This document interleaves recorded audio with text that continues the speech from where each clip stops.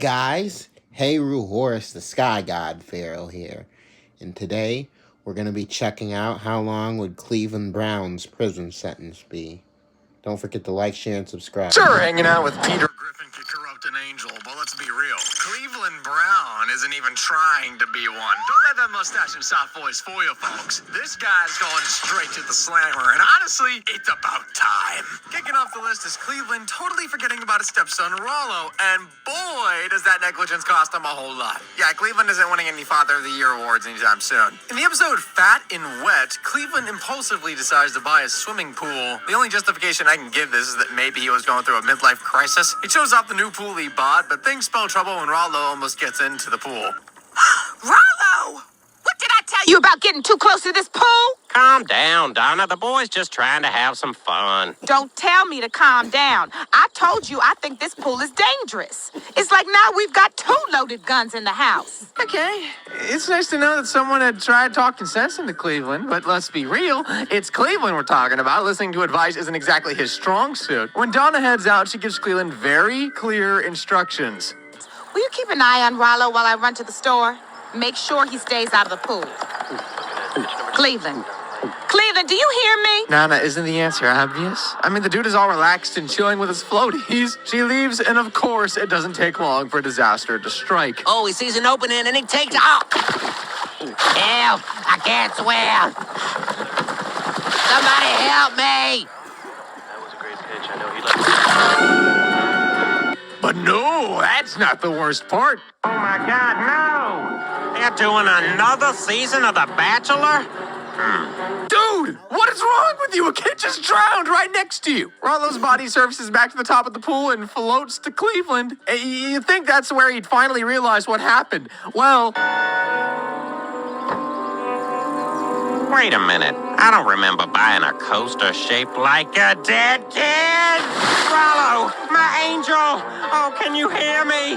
Oh, God, if you die, I am never getting laid again. Cleveland tries all he can to bring Rollo back.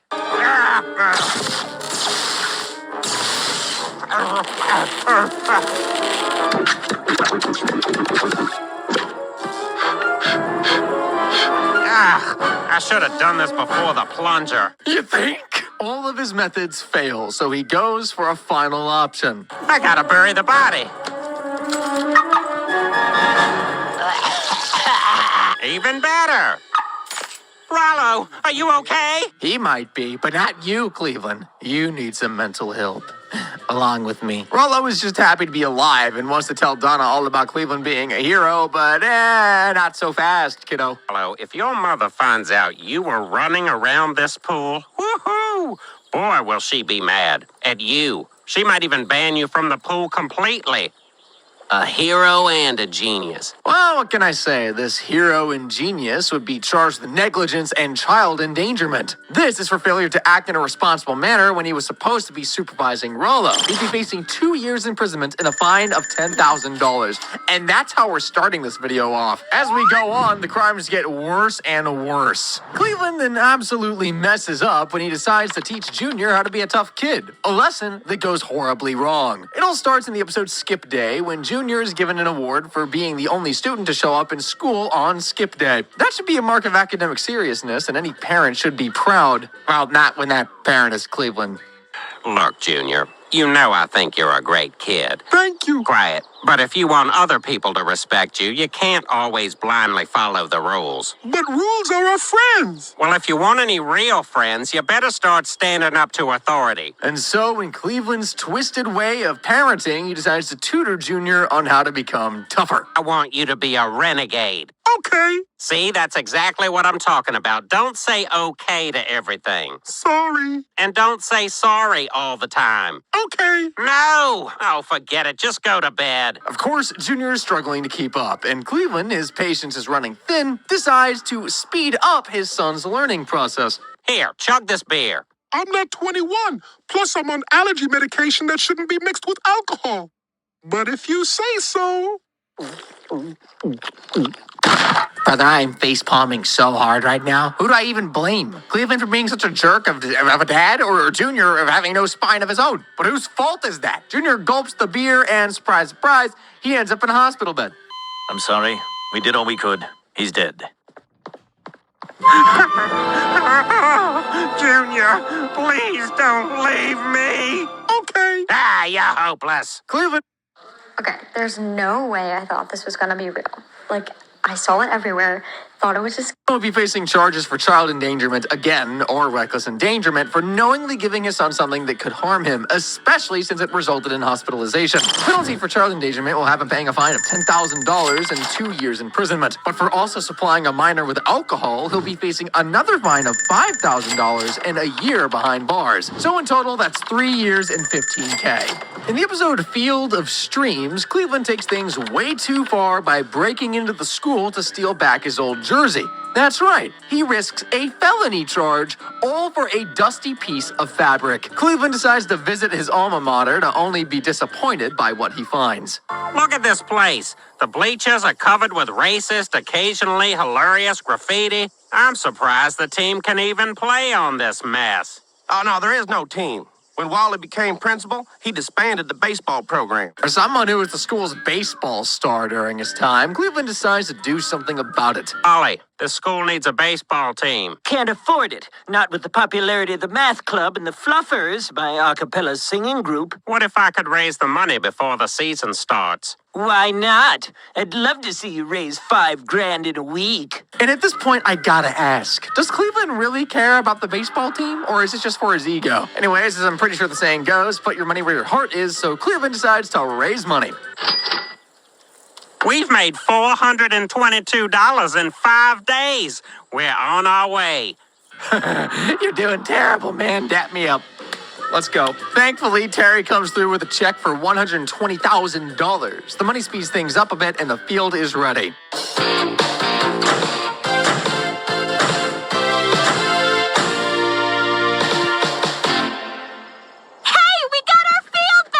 You get the hell out of here. Now Cleveland steps in as head coach and decides to have Cleveland Jr. join the baseball team. But his son is not the athletic type. I can't, Daddy. I'm signing up for a different after-school activity. Math club. Frickin' nerd. Dap me up. There it is. As if having his son sign up for math club wasn't bad enough for his pride, Cleveland runs into his former coach. So, I see you're still a fan of the chewing tobacco. Hot Brown, what are you doing back in town, you big-headed SOB? Believe it or not, I'm the Growler's new head coach. Unfortunately, my son would rather join the math club. And you're just gonna sit there blubbering into your beer? Well, not now. What kind of coach are you? The meeting moves Cleveland, and he decides to convince Junior to sign up. That's Cleveland Brown Jr. wearing the original jersey his father made famous. After 25 years, Hot Brown number 9 is back at the plate. Oh, you just know this is a disaster waiting to happen. The jersey doesn't make the player. Like number 9 is a hot brown mess. Brown number 9 makes you hate the game itself. The Growlers should retire that jersey again. Retire it to the can. This is what happens when you force kids to do stuff they're not meant for. And so to prevent his legacy from getting shredded too, Cleveland decides to step in. Oh no, where's my dad's jersey? Someone stole my dad's jersey! Not just someone. This security footage should answer all your questions. He steals his own jersey back from his kid. Brother, that's just despicable. And worst of all, Junior gets to watch him do this on the security tape.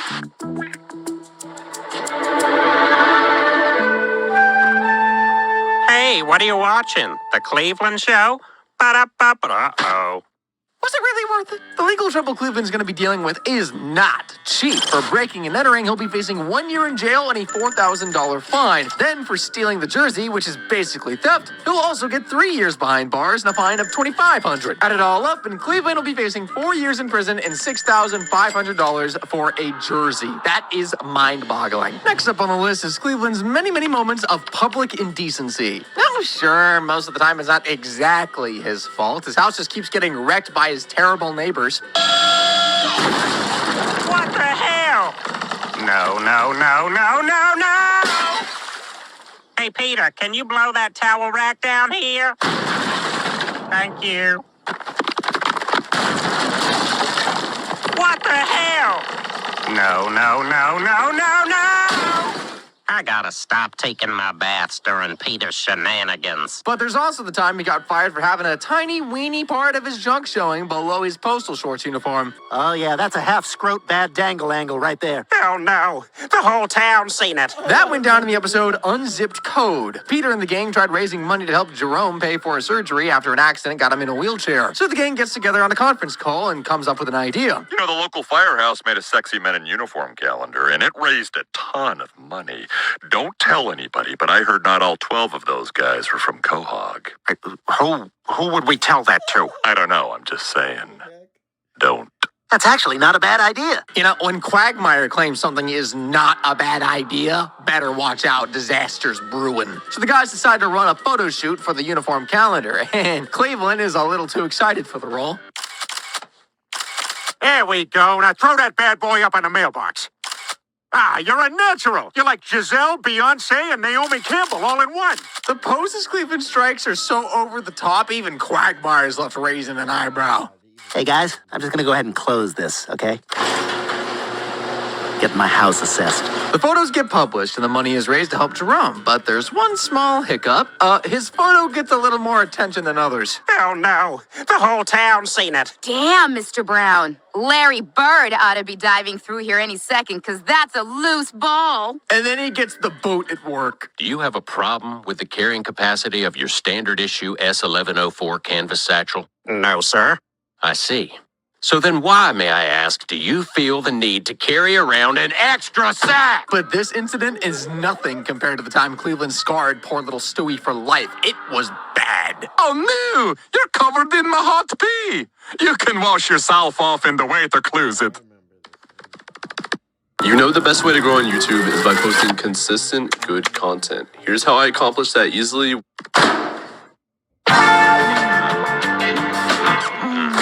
Doing this in a public restroom? Now that's beyond just being illegal. Ever heard of a motel, dude? Poor Stewie didn't just see something he'll never forget. He also had to hear it. You know, I can just wash it off when I get home. Why? What's in there? Oh, Oh, yeah.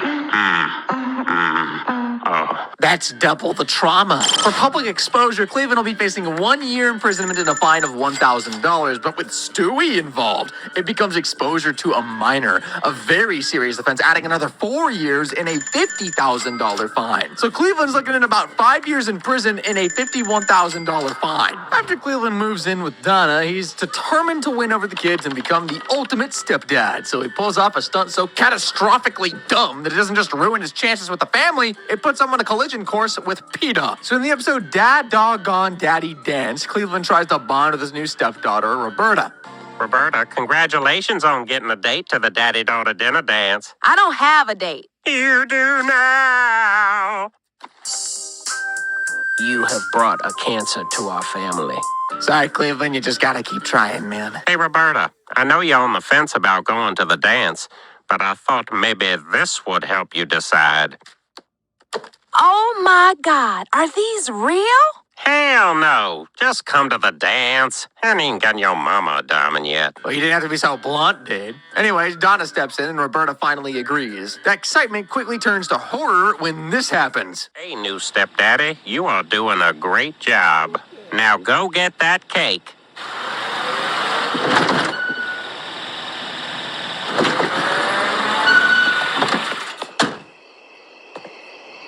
What? We gotta keep this a secret or the kids will hate me forever. I remember this character. Since there's no sign of sexual abuse, I'll go ahead and get rid of it for you. Since there's no sign of sexual abuse. Come on, dude, you're only making things worse. But not. Cleveland takes it a step further. Rollo shows up at breakfast to complain that Meadowlark Lemon, yeah, that's the dog's name, never came home. So Cleveland decides to help. Meadowlark Lemon. Meadowlark Lemon. Meadowlark Lemon. I don't think he's here. If we don't find him, I'm gonna start using drugs, probably. Probably. Pretending to search for a dog you killed and disposed of? Nothing. Well, not nothing, but no dog. Well, not no dog, but no Meadowlark Lemon. Well, how long will you keep up this act? He's not here either. Well, he keeps going until he just can't anymore, and after getting advice about honesty from his new pals, Cleveland decides to confess. I accidentally drove over his head with both my left rear tire and then my left front tire. Curious, I stepped out of my vehicle and saw his mangled, lifeless body on the driveway in a smeared pool of his own blood. And now the hard part.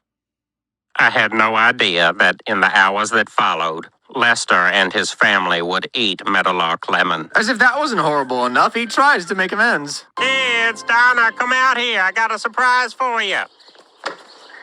Cleveland, what have you done? I'd like to introduce you all to our new dog, Kareem Abdul-Jabbar. Just how was this supposed to make things better? Rollo doesn't even hide his disgust. You can't just replace my dog like Brad Pitt replaced Jennifer Aniston, or John Mayer replaced Jennifer Aniston, or Vince Vaughn replaced Jennifer Aniston, or that Munch from the Counting Crows replaced... The point is, my dog is not Jennifer Aniston. Yeah, a dog isn't Jennifer Aniston, Cleveland. Even though it might have been an accident, trying to cover it would have had Cleveland charged with animal cruelty and abuse. Here's a 5 years imprisonment and a hefty fine of $100,000 for that animal cruelty felony you just got. Next, Cleveland doesn't just dabble in petty theft. No. He ropes in his own son Rollo to pull off the heist as well. Honestly, I'd love to get my hands on the parenting book that suggested turning your kids into criminal accomplices was a good idea. Now, if this is just a one-time thing, maybe I wouldn't look the other way, but we could just call it a lapse in judgment, perhaps. But no, this man commits to the bit. It all goes down in the episode, Chris has got a date. Now, Lois tasks Peter with a specific job. Peter, I need you to take Chris and Meg to school. Seems normal, right? Except, Lois, what's with the goggles and hammer? But, she quickly reveals her reason for the fit. Today's the day I finally kill that squirrel that's been eating our tomatoes. At first, I was ready to call PETA until I realized what the quote-unquote animal that was responsible was. Try to get like 8 of them this time. I want to make bruschetta. Bro, did you guys see that? He's been dressing up his son, Rollo, as a squirrel to steal tomatoes from the Griffin's garden. And there's even a quota for the poor boy to meet. Initially, I was just ready to slap this with a theft charge and call it a day, but the more you think about it, the worse it gets. And he's already dressing his son up as a squirrel. For repeatedly forcing his son into criminal activity, Cleveland isn't just guilty of theft, he's facing child exploitation charges. Using a child for illegal activities like this is a serious offense, and so combined, Cleveland could be looking at 10 years in prison plus a $20,000 fine. I really hope those tomatoes are worth it, bucko. Now, Cleveland is not exactly a pilot, right? But then he decides to take to the air in a helicopter, and it's an absolute disaster. So in the episode Nanny Goats, Cleveland ends up with Peter's old Peter copter. Cleveland, are those? Yeah, I have dibs on whatever silliness Peter loses interest in. Remember this? To the Cleveland copter! Peter just gives out old stuff that he's bored with? I wonder what else he's no longer interested in. With absolutely no experience, Cleveland decides to give the Cleveland copter a spin. The mustache obscures my view!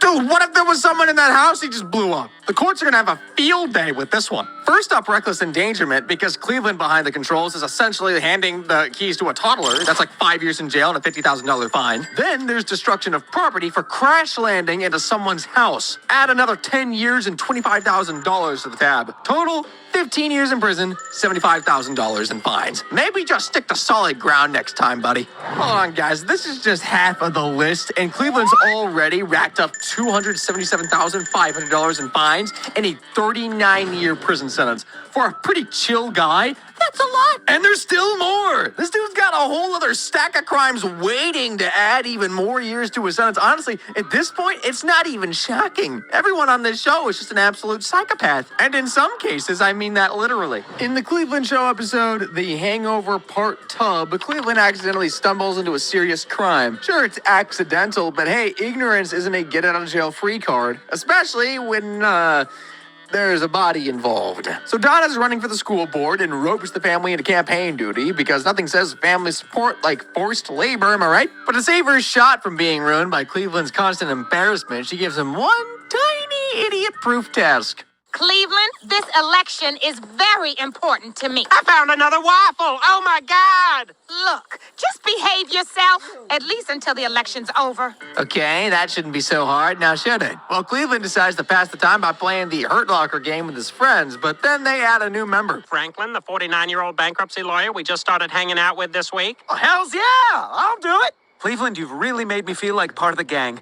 I look forward to years of misadventures with you. Now, if you're wondering what the Hurt Locker game is, it's exactly as dumb as it sounds. Diffusing live C4 explosives inside a cardboard box. I got no idea why a full-grown man will be playing stupid, dangerous games like this. Plural, I should say plural, multiple men. But it's their fun.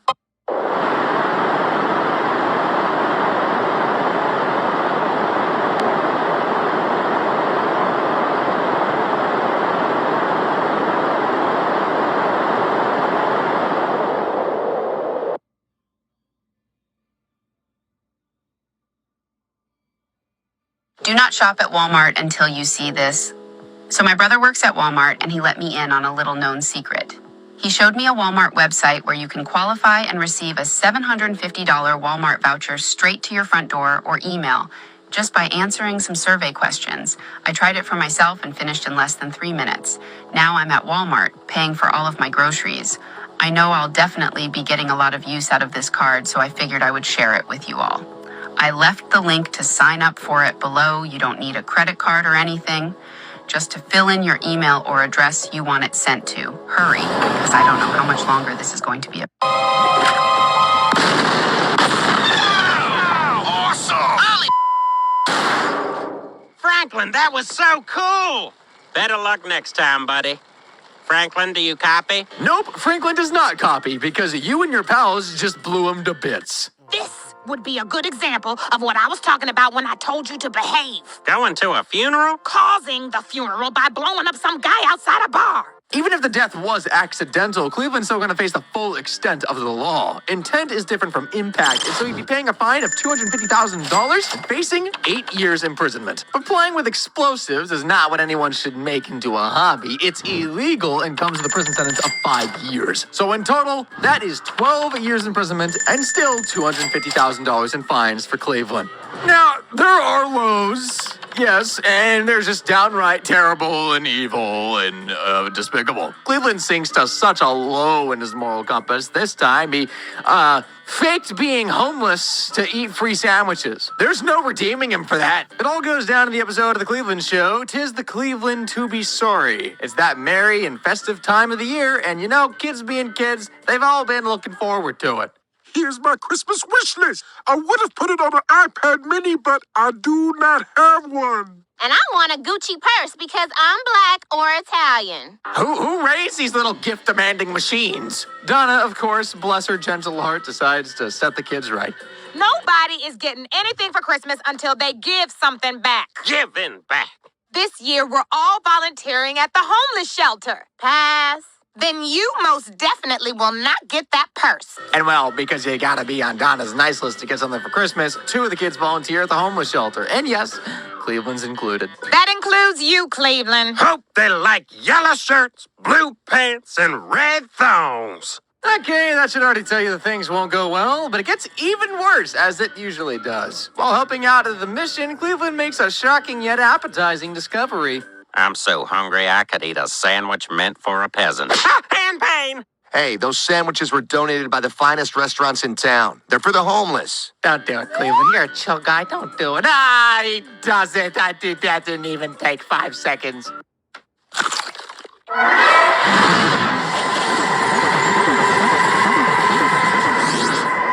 He takes a sandwich and is blown out of this proportional world, and the experience is totally transforming for him. Wow! Yum, yum, yum, yum. Meow, meow, meow. And so Cleveland decides to do the next best thing, or worst, really. I'll be homeless for Christmas. It's the life for me. Donated food fight! He disguises himself as a homeless person and begins to get his heart's desire, free sandwiches. But he keeps up the act and, well, he takes more than just free sandwiches. Healing toys for my 2 boys and girl, and flu vaccines for free. No, that wasn't the worst of it. Donna and the kids have no idea what he's been up to. Junior, we're off to Grundle's. I really do wish I could come, but they're short-handed at the shelter. That's okay. The kids and I will be fine. You're doing a great thing. Well, Proud of you. Tickles. Oh, no, Donna. Wait till the truth finally comes out. Now it's time for our Christmas Angel Award. This year's winner was nominated by his wife for his work at the Stool Bend Shelter. that's where we are. Cool. Yes, Clamp. Give it to me. I need that. Okay, such a loving and supportive wife. Now, who could that Christmas angel be? Hey, look. I'm on TV. Give me that camera. I'm homeless. I want it. Cleveland, you're pretending to be homeless? Yes, but I've continued to wash down there. Yep, the truth is finally revealed. Wash all you want, Cleveland. The stink of fraud and despicable ain't leaving you. Cleveland pulled the proper con job, deceiving everyone with his act. Faking homelessness and scamming a charity org. Yeah, that's definitely fraud and a very serious offense. Cleveland will be facing 15 years in prison and a fine of $10,000. Now, for all the times this dude has helped Peter commit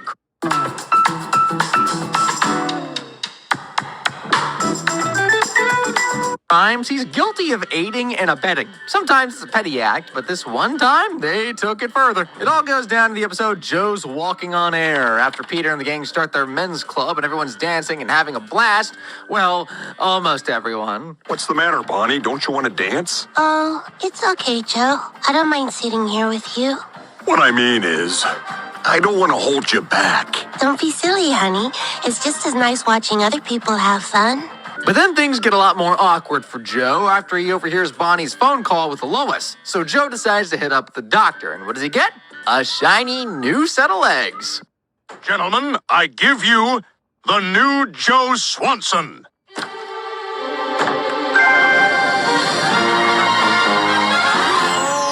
Well, what do you think? Oh, my God, you look great, Joe. Holy crap! Yeah, Joe's walking again. But soon those fancy new legs go straight to his head.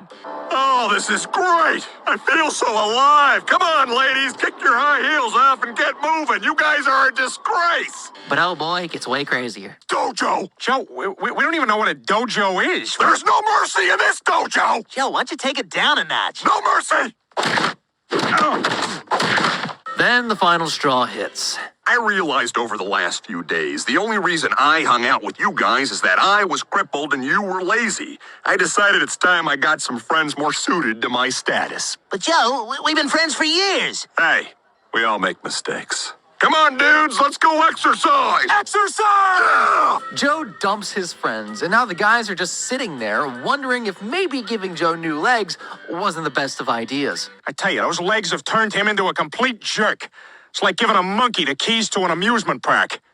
How is that? How is what? How is it anything like a monkey having the keys to an amusement park? I don't know. You want to answer that, Peter? Don't call me on this stuff, all right? I'm just go with it. Support me in these moments. I'm hurt. I lost my buddy. You lost a buddy, but now you lost a wife. He leaves his wife, and the gang decides that enough is enough. There's only one thing that can be done to save the situation. We're gonna break your legs, Joe. Come on, guys. Get him! And what happens next is just absolute madness.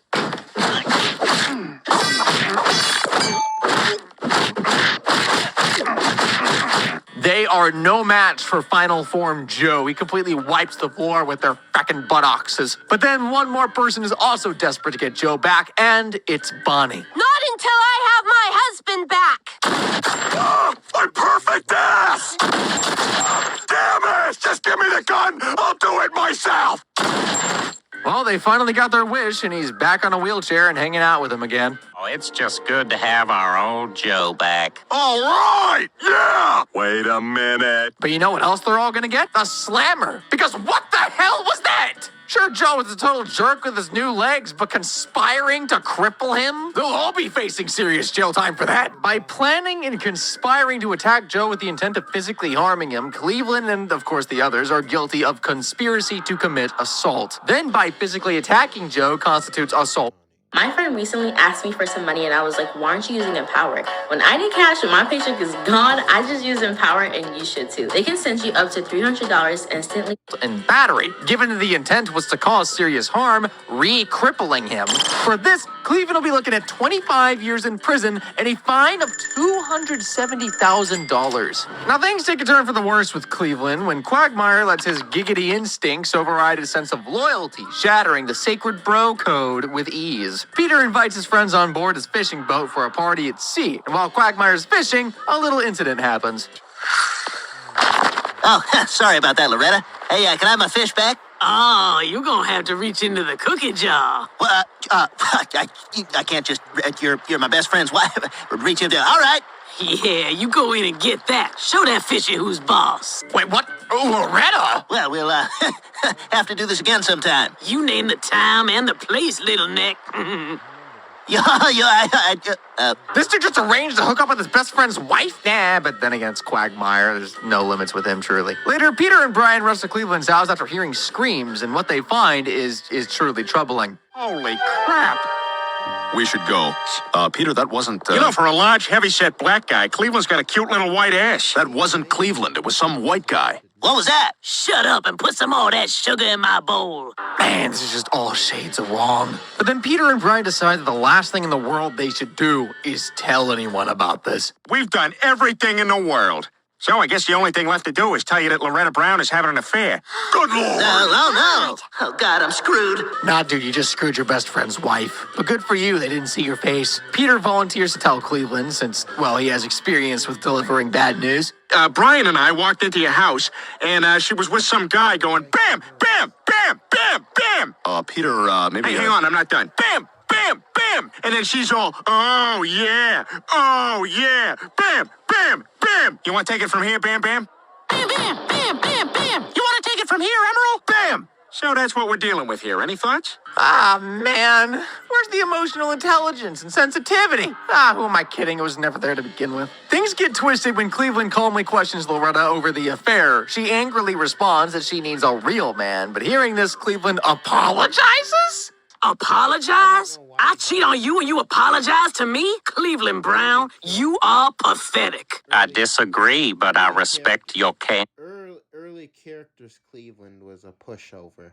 candor. Goodbye, Cleveland. Loretta, of course, kicks him out of the house in disgust, and Cleveland shows up at the Griffin's house. The family try to make Cleveland comfortable, and Peter believes what Cleveland needs is a revenge lay, so he decides to ask the one person who's good in that department for advice. Oh, God. Huh, sorry, guys. Let me throw something on. Peter, look. Holy crap, that's the tattoo. Yeah, that's the tattoo they saw on the dude that was with Loretta, and they all piece it together. Peter and Brian immediately spill the news to Cleveland, but... Quagmire slept with Loretta? Oh my God, Cleveland, I am so sorry. I can only imagine what you must be feeling. It's not okay. I don't know why you think it'd be okay. Right now. It's okay. It's okay? It's okay to be betrayed by your wife and best friend? I cannot stand this dude at this point. Yeah, I know. You're being called out by a dog. When you're being called out by a canine, you know it's bad. There is nothing okay about that, and Lois tells him that. You don't have any passion. Sometimes a woman wants to see her man be a man. You gotta push back a little. You gotta get a little rough. Oh, God, Peter, hit me. Yeah! Ow! How did we get here? Anyway, Peter tries to get his friend to feel some passion and taunts him. All right, Cleveland, if this doesn't light a fire in your belly, nothing will. Hey, look at me. I'm Quagmire. I had sex with your wife. Giggity, giggity, giggity, giggity. Those are so his mannerisms. Okay, I think I give up. But not Peter. A little twist of the knife finally gets the desired result from Cleveland. I'm not Peter, I'm Quagmire. And I'm doing you, Loretta. What the hell? Oh, you like that? Yeah, much better, Peter, Cleveland. knock it off. Yeah, you sweet thing. Ow. Glenn Quagmire.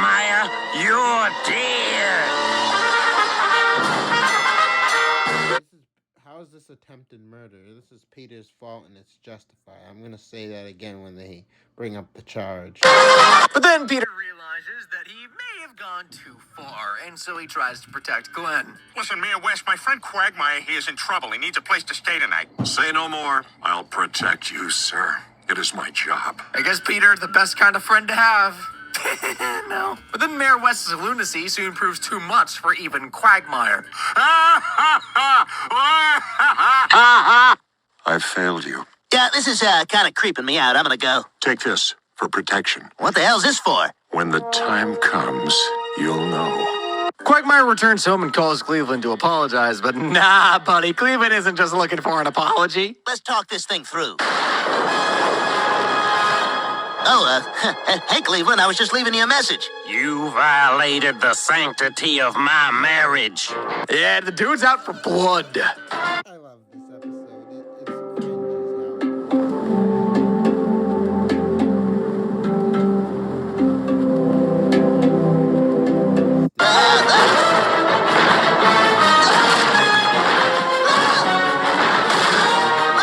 But when he finally has Glenn at his mercy, he just can't do it. Oh,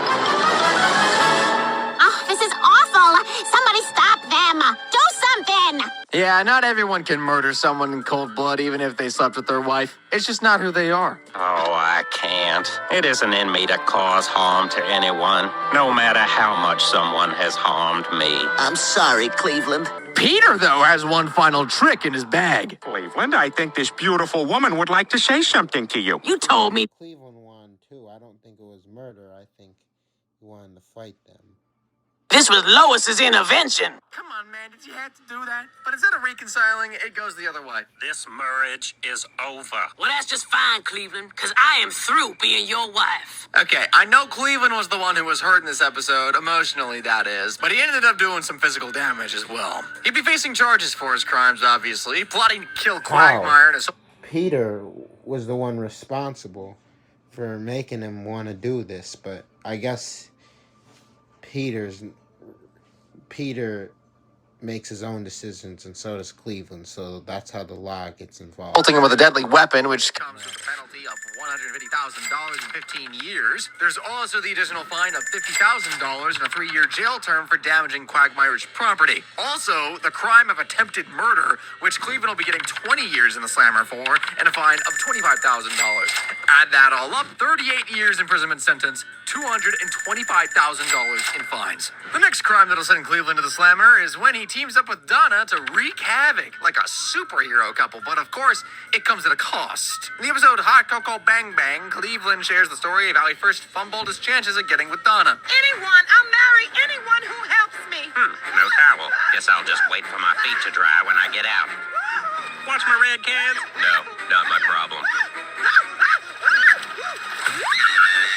This dude seriously chose to keep his new kicks dry instead of helping Donna, who was in desperate need of help. Honestly, I'm not even surprised. Anyway, this inspired him to write a comic book, Waterman, and 25 years later, he has a new dream. And so, Waiterman was born. Which is why, for our summer vacation, we're going to debut Waiterman at this year's Comic-Con in San Diego. Okay, Comic-Con. Sounds like a good idea. But then, as the family arrive at San Diego, it's Donna's turn to meet with something from her past. Oh, God. No! Mom, that's you! Damn. Yep, turns out Donna used to be a hell of an actress, and her former director was screening the film. A discovery that horrifies her. I'm going to get that screening canceled. So apparently she's not worried about her 5-year-old boy alone in a convention center full of grown men in costumes. When Donna locates Rodriguez, she demands that he call off the screening, but then he makes her an offer. Just come to the screening. And what if I say no? Look how happy he is. It'd be a shame if I had to take that away from him. So you think just by making my husband's dream come true, I'll do what you want? Yeah, that's kind of how the industry works, Donna. All right, I'll be there. Super! So Cleveland actually believes his Waterman is getting turned into a movie, not knowing he's just being used to get to Donna. When he shows up at the screening, he cannot believe his eyes.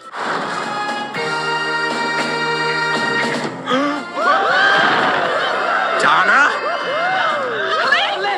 What the hell's going on here? Shh. If you have a question, you can stand in line and wait for the Q&A like everyone else. Fine. Now it makes sense why Donna was so against the screening of the film. She tries to explain to Cleveland the terms she had been given. Robert Rodriguez promised that if I came to the screening, he'd never show that movie to another living person. Are you kidding? You heard that crowd. Hot Cocoa Bang Bang is a hit. I just made a deal with Warner Brothers to convert it to 3D and release it wide. Oh boy, that don't sound no good at all. But hey, welcome to the backstabbing world of the movie industry, Donna. But the couple do not just stand back and let Rodriguez get away with it. Maybe we can't, but Waiter Man and Coco Bang Bang can. So they march over to confront Rodriguez to retrieve the film, starting with the guards. About some hot cocoa!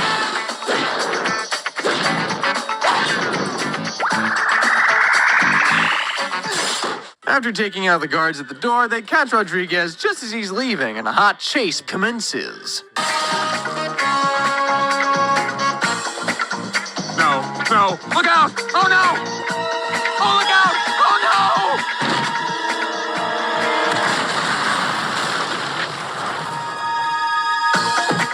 no! Okay, what's going on? Exploding tomatoes? Oh boy, it gets even weirder though. This was me, struggling to keep up with posting consistently on YouTube and getting less views than normal, until I found Spotter. I know he ain't trying to mess up my throat! That's from the movie. They finally catch up at the train station and tackle Rodriguez and take the guitar case containing the film. But now Rodriguez isn't letting them just walk away like that, and that's where the real crazy happens. Mátalo. Press 1 for English.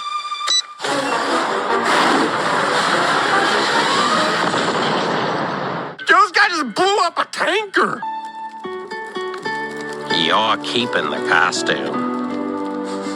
And then they just walk away into the sunset? Okay, that was an epic action flick, but we're not going to ignore the stack of crimes that would land these two in prison for life. First up, assault for taking out the guards at the door. 20 years in the slammer, $20,000 fine. Then there's the destruction of property, which attracts a sentence of 5 years behind bars and $50,000 in fines. Oh, and don't forget illegally using an explosive device in a public area. That's a serious violation that comes with 15 years imprisonment and a fine of $250,000. Finally, murder. That truck wasn't self-driven, and taking out Rodriguez, that's straight-up homicide, which attracts a sentence of 60 years and $500,000 for killing those two people. So while their dramatic sunset exit looks heroic on screen, in reality, they'd be walking straight into a courtroom and facing a total of 100 years in prison and fines adding up to $820,000. Remember the episode Field of Streams? The one where he stole back his jersey from his son? Yeah, turns out he did something much worse than what I mentioned. As you'll remember, the episode starts with Cleveland having a flashback to his time as his high school's baseball star. But Coach McFall said they're going to retire his number after the season. To Hot Brown number 9. Woo! Yeah! But the trip down memory lane gives him an idea. Know what I say we do? Start a fight with those old ladies in red hats and purple dresses at the mall? No. Oh, great heavens! How does one just randomly come up with a suggestion like that? And worst of all, they decide to go through with it. And it's an absolute mess.